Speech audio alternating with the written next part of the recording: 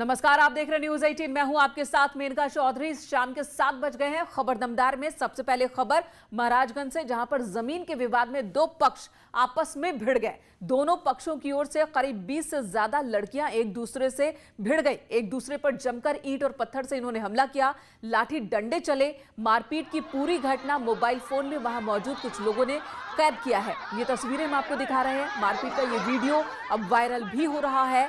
निचलौल थाना इलाके के कोहड़वल गांव की ये घटना बताई जा रही है। पुलिस अब इस वीडियो के आधार पर जांच में जुटी है। आपस में मारपीट करने वालों की तलाश की जा रही है। महाराजगंज की ये दो तस्वीरें आपके सामने हैं। दो गुट एक दूसरे पर हमला करते हुए।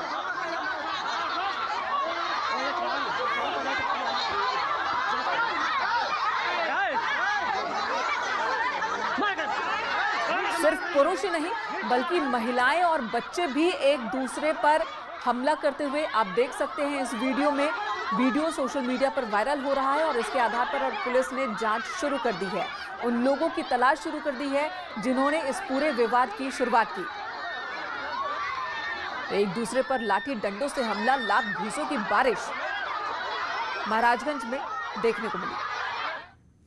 इधर गाजियाबाद में अराजकता फैलाने को लेकर modified dancing car Scorpio seize कर ली गई है। यातायात के नियमों का उल्लंघन करने पर चालान काटा गया।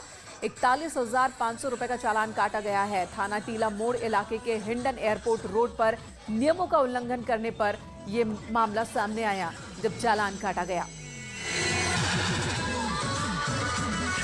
टीला मोड़ पुलिस द्वारा एक डांसिंग कार को पकड़ा गया है, जिस पर 41,500 का जुर्माना लगा करके गाड़ी को सीज कर दिया गया है। आने वाले समय में जो नए वर्ष पर जो भी व्यक्ति इस तरह के डांसिंग कार, डांसिंग ट्रैक्टर या बुलेट बाइक से स्टंट करते हुए पाए जाएंगे, उनके खिलाफ सख्त से सख्त कार्रवाई की जाएगी और मैक्सिमम जुर्माना करके गाड़ी को सीज किया जाएगा। तो नए साल को खास बनाने की इनकी तैयारी धरी की धरी रह गई पुलिस के आगे। इधर वरिष्ठ अधिकारियों का ग्राउंड जीरो पर भेजने के सीएम योगी के फैसले का असर हुआ है और मऊ में गौशाला निर्माण में खराब सामग्री के इस्तेमाल का खुलासा हुआ। विभाग के प्रोजेक्ट मैनेजर और ठेकेदार से रिकवरी के आदेश दे दिए गए। 1 करोड़ 20 लाख की लागत से गौ आश्रय यहां पर बनाया जा रहा था। मुकेश मिश्रा, मुख्य प्रमुख सचिव और जिले के नोडल अधिकारी यहां मौके पर पहुंचे, तब उन्हें इस बात का खुलासा हुआ, इस बात की जानकारी मिली कि यहां पर घटिया सामग्री का इस्तेमाल किया गया। प्रमुख सचिव के आदेश के बाद तत्काल ही ठेकेदार को हिरासत में ले लिया गया। 3 दिवसीय दौरे के अंतिम दिन परदाहा ब्लॉक के पिजड़ा गांव में निरीक्षण के लिए वो पहुंचे थे। खड़ी नहीं हो पाएंगे। 420 से लेकर 460 सारे अब एक ही है। उधर अवनीश अवस्थी ने बुंदेलखंड एक्सप्रेसवे की वीडियो कॉन्फ्रेंसिंग के जरिए समीक्षा बैठक की और इस दौरान निर्माण कंपनियों के अलावा पीआईयू और यूपीडीए के अधिकारी भी मीटिंग में मौजूद थे। एक्सप्रेसवे का निर्माण काम काफी तेजी से चल रहा है। शेड्यूल वक्त से 5 महीने आगे चल रहा है काम। एक्सप्रेसवे का निर्माण काम 15 फरवरी 2021 तक 35% पूरा कर लिया जाएगा। योगी सरकार की महत्वाकांक्षी परियोजनाओं में से एक है बुंदेलखंड एक्सप्रेसवे, जिसका काम बहुत तेजी से चल रहा है। इधर यूपी के ऊर्जा मंत्री श्रीकांत शर्मा बेहतर बिजली व्यवस्था के साथ उपभोक्ताओं की समस्याओं के समाधान के लिए बिजली उपकेंद्रों का औचक निरीक्षण करने पहुंचे, जिसके क्रम में आज ऊर्जा मंत्री श्रीकांत लखनऊ के चौक इलाके पहुंचे और मेहताब बाग बिजली उपकेंद्र का निरीक्षण किया। स्थानीय बिजली उपभोक्ताओं की समस्याएं भी उन्होंने सुनी। विभाग उपभोक्ता से चलता है। उपभोक्ता सेवाओं में कहीं पर भी कोई लापरवाही होगी तो सीधे जो एमडी है वो उनकी जवाबदेही होगी। कहीं पर भी ट्रिपिंग ना हो, जहां लोडेड जो ट्रांसफार्मर हैं उनकी क्षमता वृद्धि हो जाए, पॉकेट्स डिसाइड हो जाएं। तो एक ये मुहिम है और इसमें मैं सब जगह विजिट करके आया हूं और आज जो मैंने विजिट किया है ये फॉलोअप है। मैं केवल डिस्कॉम में समीक्षा करने के बाद ही उपभोक्ताओं के हित में समीक्षा करता हूं। उपभोक्ताओं के हित में ही मैं सब स्टेशन का दौरा भी करता हूं। तो उपभोक्ता हितों के साथ कोई समझौता नहीं, जो करेगा उसके खिलाफ कठोर कार्रवाई करूंगा। और अगली खबर अयोध्या से जुड़ी हुई। राम मंदिर निर्माण को लेकर निर्माण समिति की आज एक मीटिंग हुई और इस मीटिंग में निर्माण समिति के चेयरमैन नृपेंद्र मिश्र, ट्रस्ट के महासचिव चंपत राय और कोषाध्यक्ष गोविंद देवगिरी समेत इंजीनियर्स की एक टीम मौजूद थी। निर्माण समिति की बैठक में पहले ट्रस्ट ने परिसर का नक्शा जारी किया। राम जन्मभूमि परिसर समेत राम मंदिर निर्माण के लिए नक्शा जारी किया गया। परिसर के 2.7 एकड़ में मंदिर का निर्माण होगा। राम जन्मभूमि तीर्थ क्षेत्र के खातों को भी शामिल किया गया। मंदिर निर्माण में 1100 करोड़ रुपए से ज्यादा की आवश्यकता है। वहीं ट्रस्ट के महासचिव चंपत राय ने बताया कि बैठक काफी पॉजिटिव रही और जल्द ही नींव के निर्माण के लिए रिटेनिंग वॉल का निर्माण होगा, जिसका काम जल्द शुरू होने वाला है। हिंदुस्तान के राम भक्तों के लिए अपने में बहुत ही अभूतपूर्व बात है। ये आज हुई, सबने सबके विचार सुन लिए और अब टाटा लार्सन टुब्रो के लोग आपस में बैठकर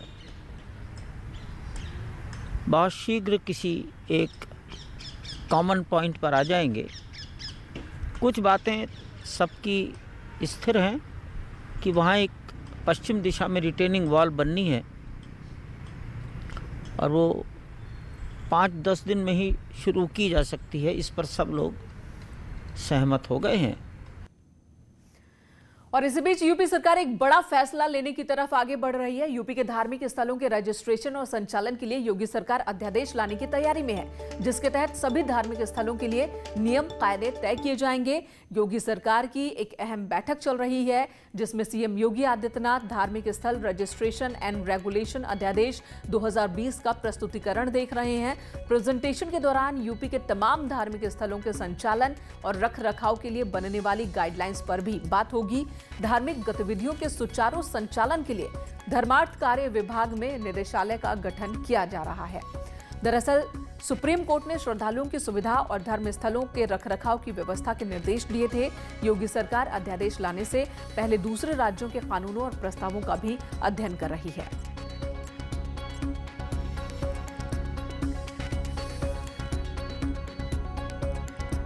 तमाम धार्मिक स्थलों के रजिस्ट्रेशन और रखरखाव को लेकर मुख्यमंत्री योगी आदित्यनाथ आज शाम एक बड़ी बैठक करने वाले हैं। शाम 6:30 बजे मुख्यमंत्री आवास पर होने वाली इस बैठक में धर्मार्थ कार्य विभाग की ओर से जो प्रेजेंटेशन तैयार किया गया है, जिसके तहत धार्मिक स्थल रजिस्ट्रेशन एंड रेगुलेशन अध्यादेश 2020 उसको लेकर एक प्रेजेंटेशन तैयार किया गया है, जिसमें ये बताया गया है कि किस तरीके से उत्तर प्रदेश में कितने मंदिर, कितने मस्जिद, कितने गिरजाघर और कितने गुरुद्वारे हैं और इनके प्रबंधन के लिए सरकार एक नई नीति भी तैयार करेगी। हालांकि उस नीति को तैयार करने से पहले एक पूरी तैयारी, पूरा फॉर्मेट तैयार किया गया है, जिसको आज मुख्यमंत्री योगी आदित्यनाथ भी देखेंगे और ये माना जा रहा है कि नए साल में इस अध्यादेश को मंजूरी भी दे दी जाएगी। अनामिका सिंह, न्यूज़ 18, लखनऊ। तो ये मीटिंग फिलहाल चल रही है और बहुत जल्द इसे लेकर एक फैसला सामने आ सकता है। इधर सरकार के फैसले का साधु संतों ने समर्थन किया। श्री राम जन्मभूमि के पुजारी आचार्य सत्येंद्र दास ने सरकार के फैसले का स्वागत किया, तो रामदल ट्रस्ट के अध्यक्ष महंत कल्की राम ने कहा कि इससे मंदिरों की जमीन पर हुए अवैध कब्जे भी रुक सकेंगे। बहुत से ऐसे धार्मिक स्थान हैं जो कोई नियम का पालन नहीं करते और नियम के अनुसार नहीं चलते, और चाहिए ऐसे कि जितने भी धार्मिक स्थान उनकी जो परंपरा है उस परंपरा के अनुसार ही कार्यक्रम होना चाहिए। धार्मिक तमाम स्थलों पर अवैध कब्जे हैं, वह समाप्त हो जाएंगे। तमाम ऐसे स्थान हैं अयोध्या में, जैसे नागेश्वर नाथ मंदिर ट्रस्ट पंजीकृत होने के बाद भी स्वामित्व नहीं है, ऐसे तमाम स्थल अवैध कब्जों से मुक्त होंगे। तो मसला ये धर्म से जुड़ा है, तो जाहिर सी बात है कि इस पर राजनीति भी होगी। सरकार के इस फैसले का साधु संत समर्थन कर रहे हैं, लेकिन मुस्लिम पक्ष के लोग इसका विरोध करते नजर आ रहे हैं। मुस्लिम धर्मगुरु मौलाना सुफियाना निजामी ने कहा कि ऐसे फैसले की कोई जरूरत ही नहीं है।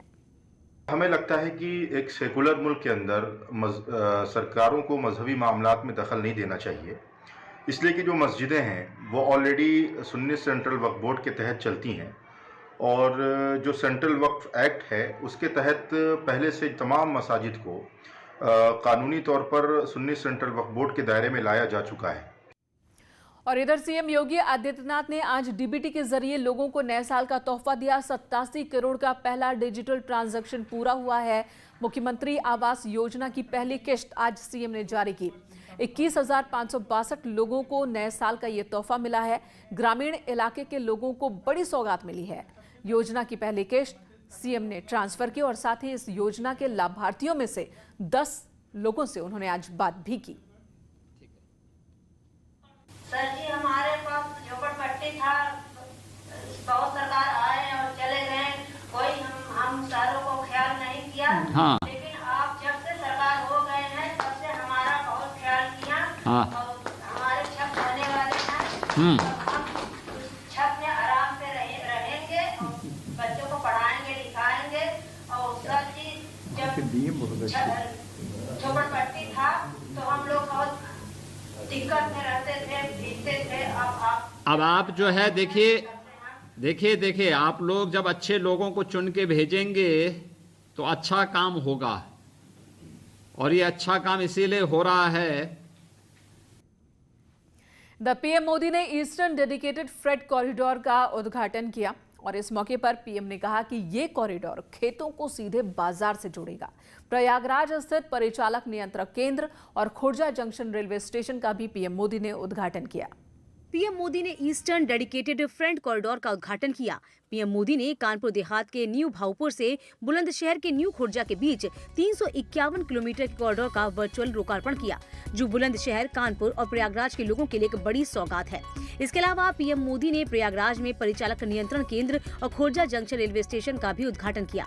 मालगाड़ियों की आवाजाही के लिए खास तौर पर ये कॉरिडोर तैयार किया गया। आजादी के बाद का सबसे बड़ा और आधुनिक रेल इंफ्रास्ट्रक्चर प्रोजेक्ट धरातल पर उतरते हम देख रहे हैं।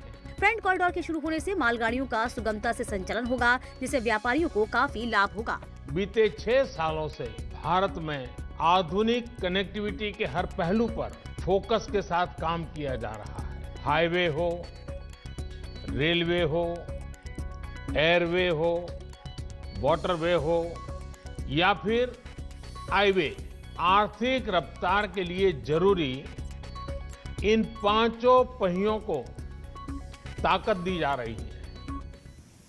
उधर मऊ में पुलिस ने हिस्ट्री शीटर रमेश सिंह के रिश्तेदार पर शिकंजा कसा है। पुलिस ने करीब 1 करोड़ से ज्यादा की संपत्ति कुर्क की है। माफिया रमेश सिंह इस वक्त जेल में बंद है। योगी सरकार का माफिया के खिलाफ ऑपरेशन बाहुबली जारी है। इसी कड़ी में मऊ पुलिस ने इंटरस्टेट गैंग 212 के सरगना रमेश सिंह काका के साले पर शिकंजा कसा। पुलिस ने मुनादी करते हुए उसकी करीब 1 करोड़ 13 लाख कीमत के घर और जमीन की कुर्की की। पुलिस ने ये कार्रवाई गैंगस्टर एक्ट के तहत की है। पुलिस के मुताबिक रमेश सिंह के ऊपर 67 संगीन आपराधिक मामले दर्ज हैं। कुर्की की कार्रवाई के दौरान एसडीएम और सीओ सिटी के साथ भारी फोर्स मौजूद रही। जहां कार्रवाई हुई, ये घर शहर कोतवाली के शहादतपुरा बाजार में है। माफिया रमेश सिंह इस समय जेल में बंद है। आज रमेश सिंह उर्फ काका, जो एक बहुत बड़ा आपराधिक माफिया है, इस पे लगभग 67 केस दर्ज हैं, जिसमें 11 हत्याएं, 9 गैंगस्टर और 1 एनएससी कार्रवाई हुई है। और ये इसका पूरा गैंग पंजीकृत है। गैंग का नाम है IR 212। रमेश सिंह काका पर वाराणसी में डिप्टी जेलर की हत्या का भी आरोप है। फतेहपुर में डीएम संजीव सिंह के आदेश पर पुलिस और आबकारी विभाग ने कच्ची शराब तस्करों के खिलाफ अभियान चलाया। बिंदकी कोतवाली के कंजरन डेरा रोड पर पुलिस और आबकारी विभाग की संयुक्त टीम ने छापेमारी की और छापेमारी के दौरान 4 क्विंटल लहन शराब बनाने की भट्टियों को नष्ट किया गया। 80 लीटर अवैध शराब पुलिस ने यहां पर जब्त की है और साथ ही पुलिस ने भारी मात्रा में पाउच में भरे अवैध शराब भी बरामद किए। पुलिस ने मौके से एक शराब तस्कर को गिरफ्तार किया है, जबकि 2 आरोपी भागने में कामयाब रहे।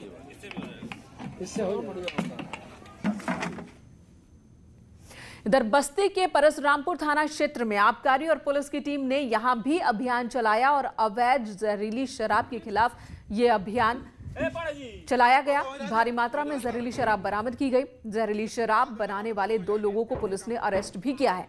इनके पास से 200 लीटर जहरीली शराब बरामद की गई है। 4000 क्विंटल लहन नष्ट किए गए।